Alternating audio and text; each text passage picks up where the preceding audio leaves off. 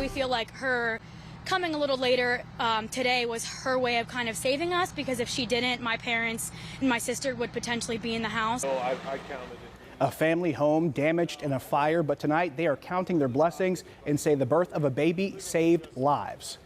Thanks for joining us at 5. I'm Josh Taylor. And I'm Jessica Guay. Ken and Christine have the night off.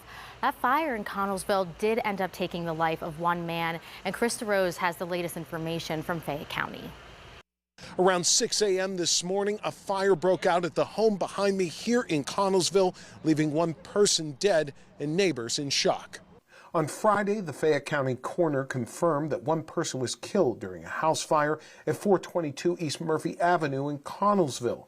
That person was 84-year-old Ronald Vishneski.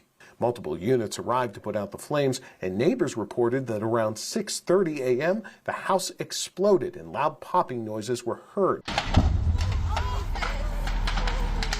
Officials told residents that there were both oxygen tanks and ammunition inside Vishneski's home. Like a rumble, like, I don't know, it just shook like, scary. The Silva family that lives next door to Vishneski, they were not at home when the fire started. All occupants were out of the house because one of them, a young woman named Alyssa, went into labor in the middle of the night and gave birth at Ruby Memorial Hospital in Morgantown to a 6-pound, 10-ounce baby girl named Harper Grace. We spoke with Harper's aunt, Alexis Ansell, who coincidentally works at the hospital where her niece was born, and she said that essentially Harper Grace, coming when she did, likely saved the lives of her parents and her sister. At 4 a.m. this morning, my sister actually gave birth to her beautiful baby girl Harper down at West Virginia, WVU Children's, where I work as a NICU nurse. And so I went up, saw the baby, and then about 3 hours later, my dad gets a call from, I think, someone who works here at Highlands, because he also works there, saying that our neighbor's house was on fire and it was probably going to get our house on fire too. I think it was shock at first, and then just thinking about all the baby stuff, because this is my sister's home too, so the nursery and all the baby stuff was still here.